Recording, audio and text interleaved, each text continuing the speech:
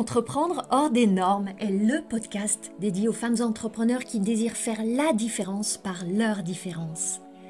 Je suis Anne-Valérie Raucourt. Depuis 2010, j'accompagne les femmes originales et ambitieuses qui veulent se créer une vie riche et libre par la voie de l'entrepreneuriat. Si tu désires casser les codes, créer ta propre recette du succès et développer un business florissant au service de ta vie et de la vie, tu es ici chez toi. Dans le podcast Entreprendre hors des normes, je te dévoile, avec authenticité, profondeur et humour, des stratégies audacieuses, des approches mindset décalées et parfois même une vision perchée pour que ton business soit ton espace d'expansion. Ici, on célèbre ensemble la puissance des femmes qui osent assumer leur singularité, exprimer leur plein potentiel et laisser leur empreinte. Bienvenue dans ce nouvel épisode du podcast Entreprendre hors des normes. Je suis ravie de t'accueillir pour ce nouvel épisode qui va être un petit peu spécial.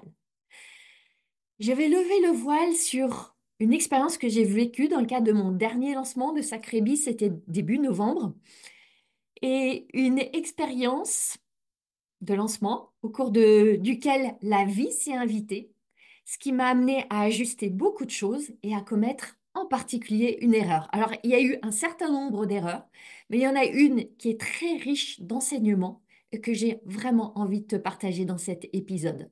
Je vais t'expliquer à quel point cette erreur m'a coûté cher en termes vraiment financiers et aussi des enseignements tellement riches qu'elle m'a offerts et je sais qu'à travers ces enseignements, il va y en avoir pour toi.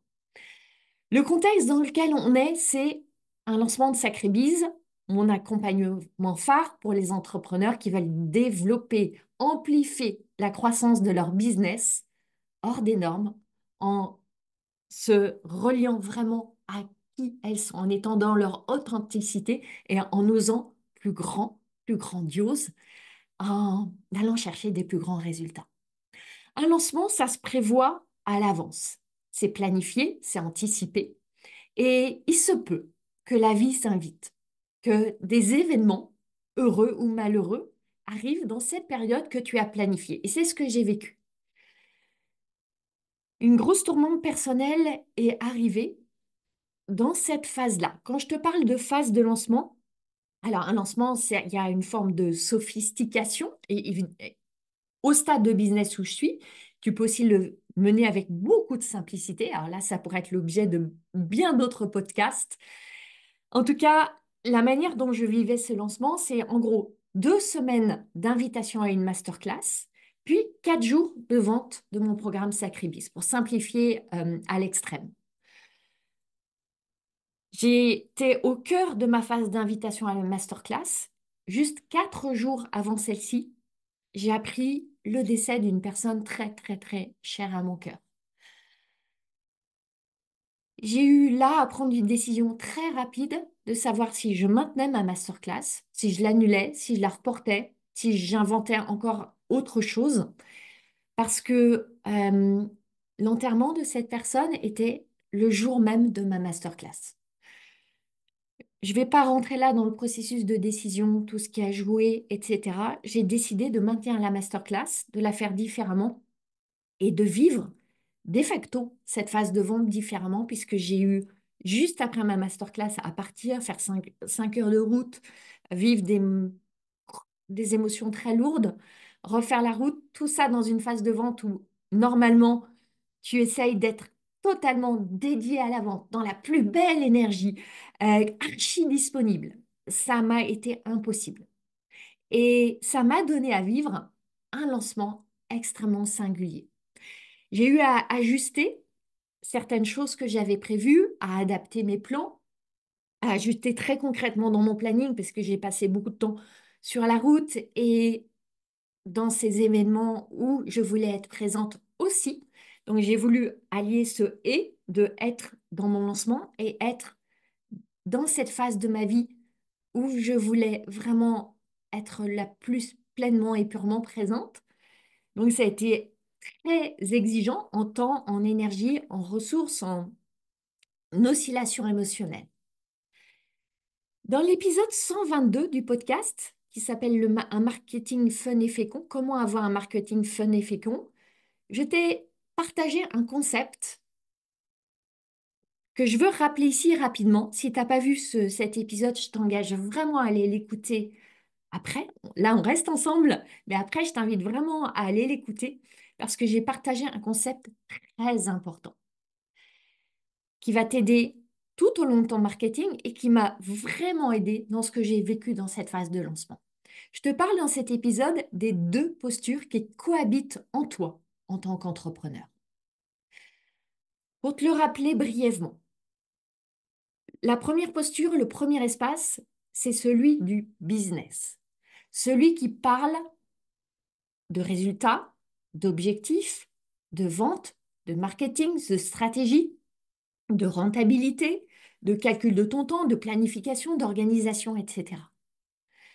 Dans cet espace-là, tu es focus sur le développement de ton business et sur toi, sur ce que tu veux obtenir, recevoir. Donc là, tu es vraiment dans les stratégies, dans les tactiques, dans la planification, l'anticipation. Tu es vraiment dans un espace très mental qui part de ta tête.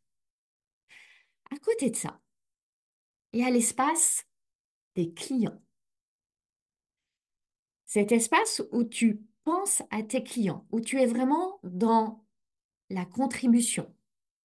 Tu es connecté à eux, à leurs désirs, à leurs aspirations, à te poser des questions sur comment je peux les aider mieux, comment je peux les servir mieux, comment je peux être plus ouverte, davantage dans le don, la générosité.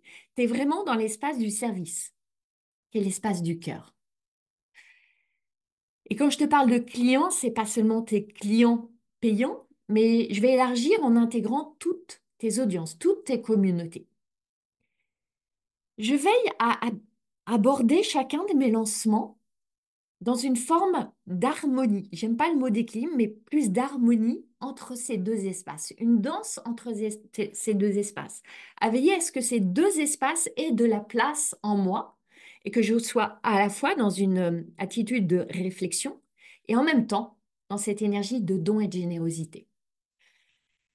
Seulement, si je reviens à ce lancement de début novembre, les circonstances que j'ai été amenée à vivre ont créé une tourmente, un tumulte en moi, et ça a créé une forme de déséquilibre. Et là, j'ai remis beaucoup d'intentionnalité à me demander, OK, je prends la décision de tenir mon lancement, je sais que ça va être difficile, je sais que ça va être éprouvant, je sais que je vais passer par des amplitudes émotionnelles encore plus grandes que celles qu'un lancement normal donne à vivre. Comment est-ce que je peux le vivre le mieux possible et le tenir? Parce que pour être transparente avec toi, j'avais une peur qui était de m'écrouler. Avec l'atypisme qui est le mien, je sais que je peux être dans des espaces où j'ai des effondrements émotionnels. Et dans ce cas-là, je ne suis pas plus du tout en capacité de faire quoi que ce soit. Donc, je voulais me protéger de ça le plus possible, tenir mon énergie. Et je me suis demandé, comment est-ce que je vais pouvoir générer de l'énergie, créer de l'énergie face à tous ces événements qui vont m'en consumer? Là, j'ai pris la décision que pour générer de l'énergie, j'avais à me mettre dans l'espace du service. Beaucoup plus que celui de la stratégie. Celui de la stratégie et du business, il va aisément consommer de l'énergie. Celui du service, quand évidemment tu installes en étant aussi au clair sur tes limites, il ne s'agit pas de tout donner et de faire l'éponge, mais d'être aussi dans ta souveraineté. Cet espace, il va générer, il va créer de l'énergie. Donc, je me suis demandé comment est-ce que je peux servir au mieux dans le temps dont je dispose, qui est un temps contraint, et en respectant ce que je suis amenée à vivre dans mon corps, dans mon cœur, dans mon esprit, etc. De là a émergé la décision d'offrir un coaching de groupe à toutes les femmes qui étaient inscrites à ma masterclass.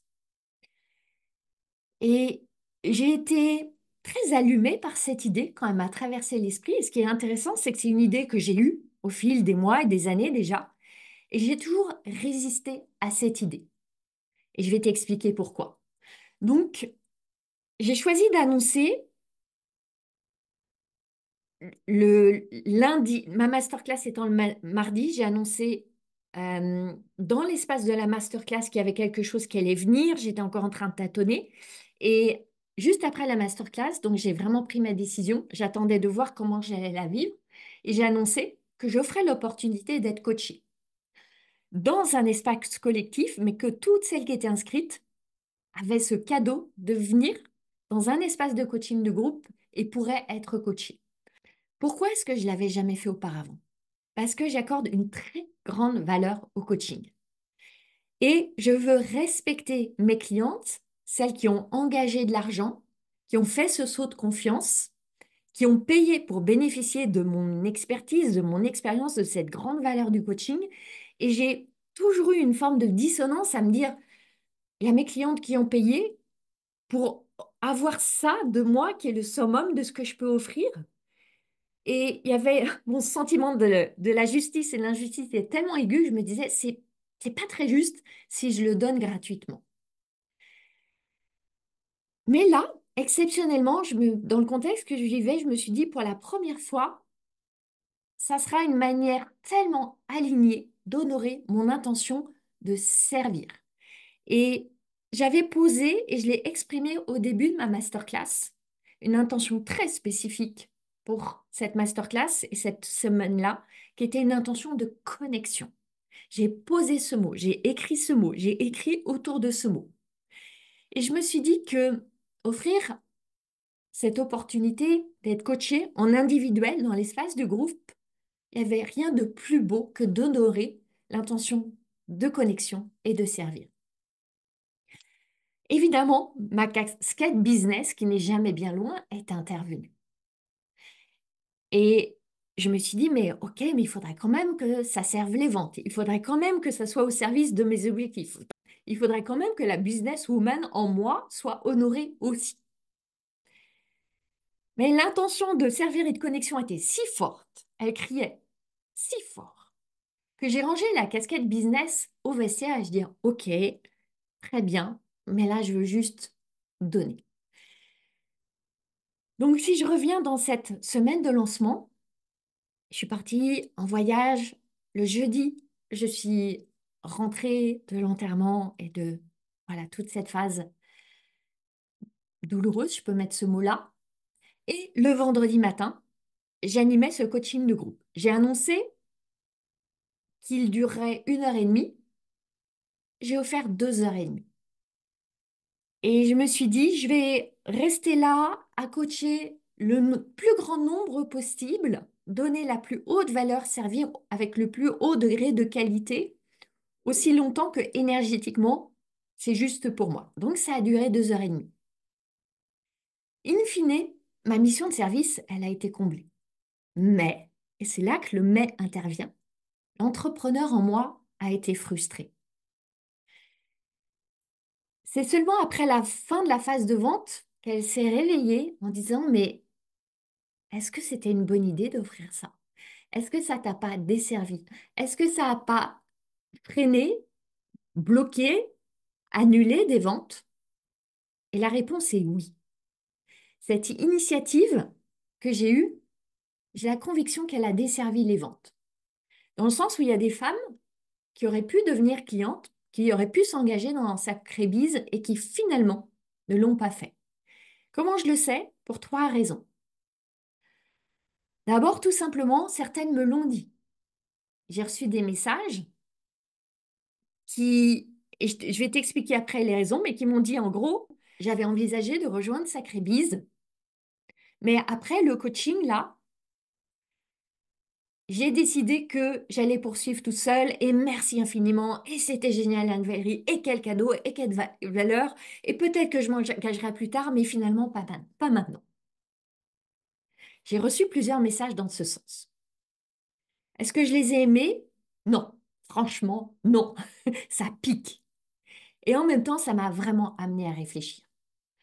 Deuxième raison pour laquelle j'ai la conviction que cette idée d'offrir un coaching de groupe a desservi le vente, c'est que habituellement, le dernier jour avant la fermeture des portes, c'est celui où il y a le plus de femmes qui rejoignent mon programme. C'est le jour du pic de la phase de vente. J'en ai fait des dizaines de lancements, ça a toujours été le cas. Cette fois, exceptionnellement, là où normalement le soir, c'est dans la fenêtre du soir, l'après-midi et le soir qu'il y a le plus de ventes, cette fois, il y en a eu très peu. C'est la toute première fois que ça m'arrive. Et pour moi, c'est très symptomatique de l'impact qu'a eu le coaching le vendredi matin. Il y a beaucoup de femmes qui se sont dit, ah, c'était trop génial. Maintenant, j'ai reçu tellement de valeur, je vais appliquer et je verrai après, plus tard, si je reçois un sacré bise. Et puis, troisième raison, c'est juste mon feeling. Tu sais à quel point ton feeling, ton intuition, c'est te dire ce qui s'est passé. Et je sens qu'il y a eu quelque chose qui a basculé au moment de ce coaching de groupe. Alors, pourquoi ça s'est passé? Et c'est là que j'ai commis des erreurs. Et quand je dis erreur, je le dis avec, sans me fouetter ou me blâmer. Ce sont des erreurs tellement riches d'enseignements, des enseignements pour moi et je sais que ça va être des enseignements pour toi aussi. Première erreur, j'ai quasiment pas vendu. Au début, j'ai très vaguement rappelé que les portes de Sacribis se fermaient le soir même et je l'ai fait en mode mais vraiment ultra léger. En me disant, allez, à la fin, je ferai un petit pitch de vente, je les inviterai à rejoindre Sacribis, etc. Et à la fin, je l'ai à nouveau escamoté. J'étais tellement dans l'idée, je suis là pour servir, je suis là pour donner, je suis là pour être dans la valeur du service, leur montrer la puissance du coaching, leur faire expérimenter ce que c'est, la puissance du coaching avec moi, que j'ai escamoté la vente. C'est vraiment intéressant. Et eh bien, si vous vendez pas, ça se vend pas. C'est aussi simple que ça. Tu escamotes la vente, tu n'auras pas de vente. Ça s'est passé très inconsciemment. Je pense aussi que j'étais vraiment extrêmement fatiguée, que j'étais, j'avais pas toutes mes connexions stratégiques qui sont là normalement, et c'est passé à la trappe. Alors j'ai vaguement évoqué, hein, sacré bise, la fermeture des portes, que c'était le moment pour rejoindre, mais j'ai pas du tout rappelé toute la valeur de cet accompagnement, même si j'y crois tellement. C'est assez fascinant de voir ça. Deuxième erreur que j'ai commise. Au tout début de ce temps de coaching, j'ai posé le cadre et j'ai expliqué que je ne pourrais pas coacher toutes les femmes présentes. Je l'ai dit, mais je ne l'avais pas dit avant. Donc, il y en a beaucoup qui sont venus en se disant que quoi qu'il advienne, elles allaient être coachées. Et moi, en fait, en offrant ce coaching, je ne savais pas combien seraient présentes. J'ai pas créé de filtrage, de questionnaire, de sélection ou quoi que ce soit. C'était juste réservé à celles qui s'étaient inscrites à ma masterclass. Dans l'espace du coaching, j'ai des années d'expérience de coaching individuel dans ces espaces de groupe. Donc, je sais être focus sur c'est quoi le cœur de la question. Comment descendre là dans l'entonnoir de ce qui se joue vraiment. C'est quoi le problème derrière le problème. Donc, je sais même plus combien j'en ai coaché. Mais j'étais vraiment très efficace, efficiente. Et j'ai alloué le juste temps à chacune. J'ai veillé à en faire des enseignements à chaque coaching individuel a été un moment d'enseignement pour toutes. C'est aussi pour ça que toutes ont beaucoup reçu. Et en même temps, il y a eu beaucoup de mains levées, plus d'une vingtaine, je pense. Et évidemment, ça a généré de la frustration chez celles qui n'ont pas pu être coachées. Parce qu'en l'espace de 2 heures et demie, je ne peux pas coacher 25 personnes. Ou ça serait vraiment dégrader la qualité de ce que je veux offrir. Donc je sais, il y en a qui me l'ont exprimé après, qui ont été frustrés. Parce que j'ai simplement posé une règle très simple que je coachais dans l'ordre où les mains se levaient. Donc il y en a qui ont été extrêmement rapides, qui ont vite compris comment ça allait se jouer, qui ont levé très vite leurs petites mains virtuelles sur Zoom. On était sur Zoom en visuel. Et bah, il y en a qui ont été, qui sont arrivées plus tard, qui ont été plus lentes à lever leurs mains. Donc, elles ont attendu, elles ont attendu. J'en ai vu qui partaient, qui étaient déçues, qui réalisaient qu'elles n'allaient pas être coachées. Même si j'ai été jusqu'à 2h30 de coaching, ça générait des frustrations. Et cette frustration-là, évidemment, pour certaines en tout cas, elle a coupé l'envie de s'engager. Ce qui me mène à la troisième erreur. C'est qu'en faisant vivre cette expérience avec un groupe d'une cinquantaine de femmes, qui étaient très demandeuses de coaching, qui arrivaient avec des problèmes brûlants, j'ai créé une projection inconsciente que dans les espaces de coaching de Sacrébise, ça se passe de la même manière, que c'est exactement ce qu'on vit, et que peut-être il y a 50 personnes, et que possiblement certaines allaient venir avec leurs questions dans les coachings hebdomadaires de Sacrébise et repartir avec cette frustration de ne pas être coachées. Il y en a qui ont pu imaginer qu'il y aurait plein de monde et qu'ils pourraient rester sur le bord de la route. J'ai pas du tout expliqué que dans Sacrébise, ça se passe différemment, qu'il y a déjà beaucoup moins de monde, que les questions sont posées à l'avance, que chacune a toujours son espace, que jamais je n'en laisse une sans sa question adressée, sans son temps intime avec moi. Et du coup, ça a créé des perceptions erronées. Ça a créé inconsciemment des idées totalement fausses sur ce qui se joue dans mes accompagnements hebdomadaires dans Sacrébise.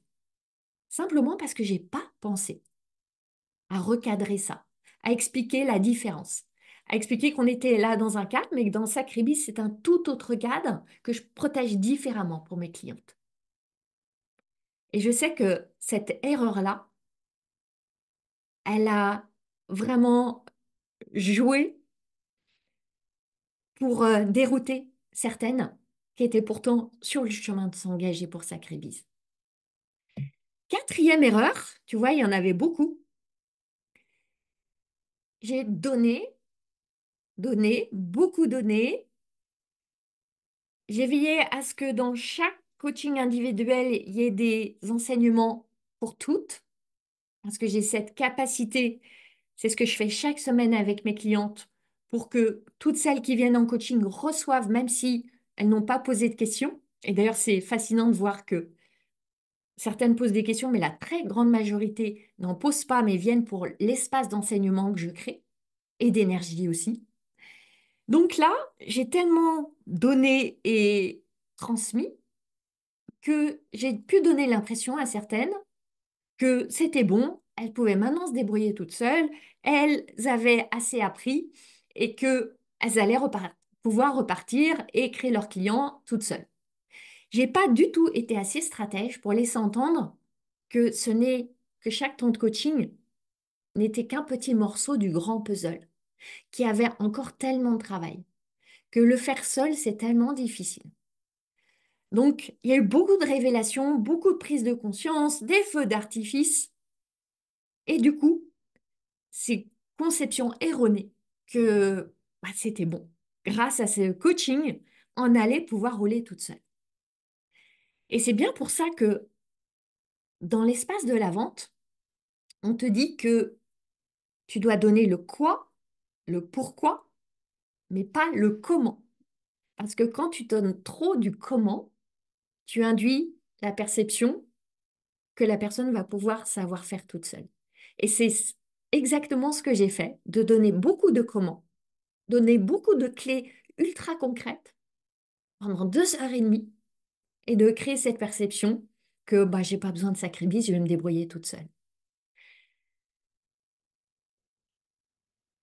On touche là à la question de la valeur. C'est un concept que j'analyse vraiment en profondeur avec mes clientes dans Sacrébis quand je les accompagne, parce que c'est un concept qui est au cœur du marketing et de la vente. Et bien sûr, ensuite, avec les clients, quoi que ce soit que tu offres, mais c'est ce qui se joue quand il y a des freins à la vente, quand il y a des défis autour de la vente, ça joue vraiment autour de cette notion de valeur. Dans le moment de la vente, tu donnes de la valeur en créant des éclairs de conscience, en offrant des perspectives nouvelles, en montrant des possibilités, mais pas en donnant la fausse impression que la solution est déjà là. Et c'est ce que j'ai fait. Je suis tombée dedans et ça m'a coûté cher. Alors, après cette expérience, J'ai reçu des feedbacks enthousiastes, des messages pleins de gratitude sur la puissance de ce coaching, sur les révélations, la révolution que ça a été. Et ça me nourrit, évidemment, immensément. Mais quand j'ai reçu ces messages, là, ma casquette de business est revenue sur ma tête. Je me suis dit, oups, parce que je l'ai vu dès le vendredi l'après-midi, je me suis dit, oups, je pense que ça va impacter les ventes. C'est ce qui s'est passé. Cette expérience que j'ai offerte, ce cadeau, est-ce que ça a servi des femmes? Oui, absolument. Est-ce que ça a servi mon intention de servir, de connecter? Oui, absolument. Est-ce que ça a servi mon business? Là, la réponse est plus nuancée. À court terme, non, clairement. J'ai perdu des ventes. Je t'ai expliqué tout à l'heure pourquoi. En revanche, si je me mets dans une perspective plus long terme, oui, assurément, ça a servi mon business. Parce que j'ai une conviction profonde qui est que le service est toujours fertile. Ça nécessite de la patience, nécessite du non-attachement immédiat. Le service est toujours fertile. Ça peut être l'objet d'un tout autre podcast, j'en parle déjà dans l'épisode 122. Je ne veux pas développer là, mais je veux te l'exprimer autrement. J'ai une croyance qui est que la demande n'est pas une donnée figée. Tu n'as pas une certaine demande venant un certain pool de personnes qui est là pour toi à un moment M, et puis ensuite ça s'éteint. Parce que soit tu as puisé dedans, soit tes concurrents ont puisé dedans. Je ne crois pas à cette perspective. Je crois que la demande n'est pas figée. Elle se renouvelle naturellement. C'est un mouvement. Et toute action que tu poses a deux potentiels. Le potentiel de créer des résultats maintenant ou le potentiel de créer des résultats plus tard. Si tu n'as pas des résultats maintenant, tu as des leçons maintenant et tu as des résultats plus tard. Pourquoi? Parce que tu as trois niveaux de maturité dans ton audience, à tout moment. Tu as une demande qui est prête, chaude, bouillante, qui désire, qui veut acheter, là maintenant. Tu as une demande plus tiède, qui a besoin de connexion avec toi, d'être rassuré, d'être réconforté, de plus de points de contact avec toi. Et tu as une demande froide, qui n'achètera pas maintenant et qui va peut-être avoir besoin de mois, voire d'années et d'années avant d'être prête à acheter. Partant de là, je crois que toute action qui émane de ton esprit de service, d'une intention du cœur, va contribuer à réchauffer la demande. Tu peux imaginer comme une cuisinière avec un feu et une marmite dessus, et tu fais mijoter un plat, un délicieux plat. Ça mijote à petit feu. Et tu as à maintenir le feu. Parce que si tu coupes le feu, le plat arrête de mijoter. Il ne va pas atteindre son niveau de délice, de saveur. Il ne va pas se terminer, tout simplement. Il ne sera pas bon à déguster. Donc tu as à maintenir le feu sur ta cuisinière, à continuer tes actions, à maintenir ton momentum, à continuer à le créer. Et c'est aussi dans cet esprit que chaque lancement prépare le suivant.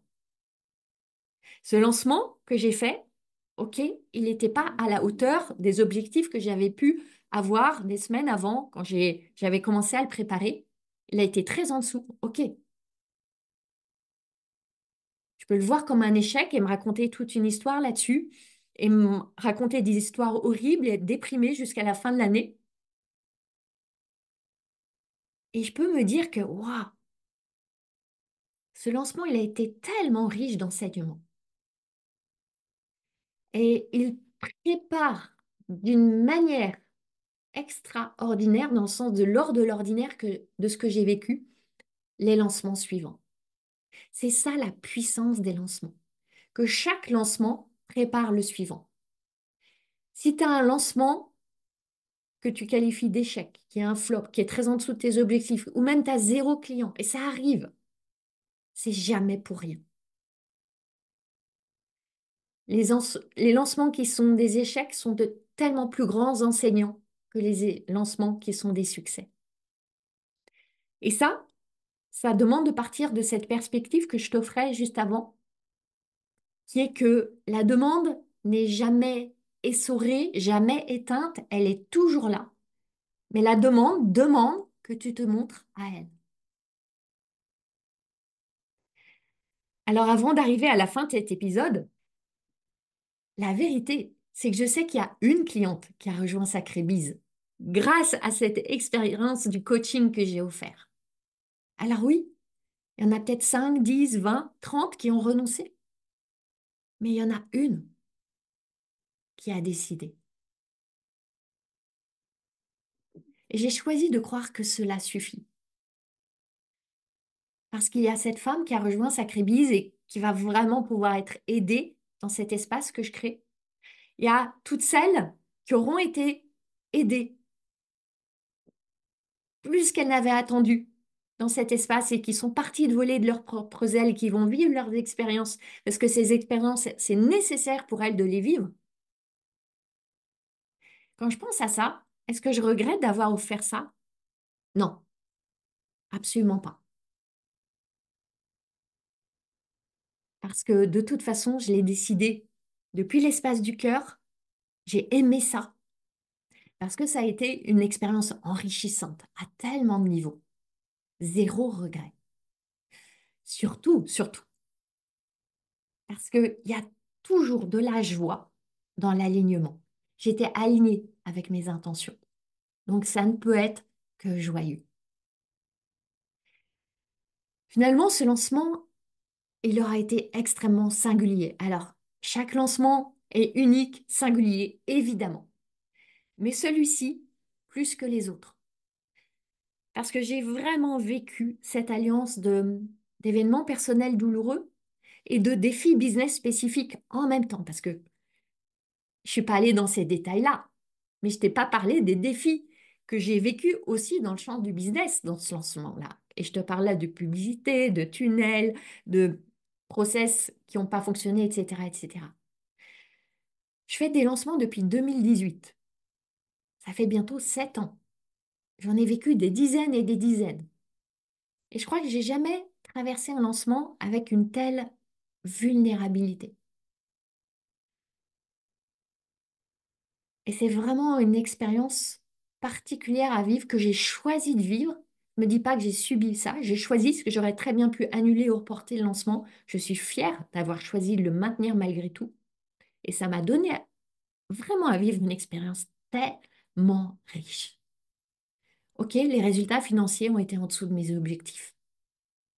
Mais c'est sans doute un des lancements où j'ai vécu la plus grande croissance personnelle, où j'ai eu la possibilité d'allier vulnérabilité et puissance, de déployer ma créativité dans cet espace d'incertitude, de cultiver tellement le non-attachement, parce que je savais dès le début que mes objectifs, il faudrait un miracle pour les atteindre, pour plein de raisons. Donc, quelle invitation à cultiver le non-attachement par rapport aux objectifs. Et en même temps, tenir fermement mon intention. Autre chose que j'ai eu à faire, c'est dépasser cette pensée qui était tout le temps là, qui est je suis fatiguée, je suis épuisée, je vais pas y arriver, comment je vais tenir? C'est fatigant de penser que tu es fatigué. C'est épuisant de penser sans cesse que tu es épuisé. Et c'est là que c'est fascinant de voir qu'on a toujours la capacité à élargir notre potentiel de création d'énergie, même dans l'adversité. C'est ce que j'ai vécu. Je ne me suis pas écroulée, il n'y a pas eu d'effondrement. Et pourtant, ça a été sacrément éprouvant. Si tu as déjà vécu des lancements, tu sais à quel point ce sont des périodes tellement intenses. Et à travers tout ce message, je veux aussi te dire que ton attitude, ta posture, tes décisions, ton énergie jouent tellement plus que tes décisions stratégiques. Si tu n'as pas encore lancé d'offres, et là, évidemment, je te parle essentiellement de lancement online, mais quoi que ce soit que tu lances, que ce soit Des produits physiques, des prestations, des services, un accompagnement, peu importe, c'est la même chose quand tu lances online. Si tu ne l'as pas encore fait, je t'engage vraiment à le faire, à y aller. C'est un espace de croissance phénoménal. C'est vraiment une expérience de laquelle tu ressors différente, grandie, peut-être ébranlée parfois, mais tellement plus puissante. Si cet épisode a résonné pour toi, a créé des prises de conscience, t'a touché, t'a donné envie d'agir, d'aller poser maintenant le plan de ton prochain lancement, n'hésite pas à me le dire, à partager en story cet épisode du podcast, à laisser un commentaire sur ta plateforme d'écoute. Bien sûr que ça me fait chaud au cœur et aussi ça aide d'autres entrepreneurs à découvrir le podcast. Et j'ai tellement envie que mes messages touchent plus de femmes, plus d'entrepreneurs, plus amplement. Merci infiniment. Très belle suite de semaine à toi. Et on se retrouve la semaine prochaine pour un nouvel épisode. Ma mission, c'est d'aider les femmes comme toi à se lâcher la bride pour lâcher les fauves. Si tu aimes ce podcast, tu vas adorer la formation que je t'offre. C'est le condensé de mon approche anticonformiste du business pour t'aider à accueillir tes prochains clients joyeusement. Reçois cette formation gratuitement en cliquant sur le lien dans les notes du podcast. Je jubile déjà en pensant à tout ce que tu vas réaliser.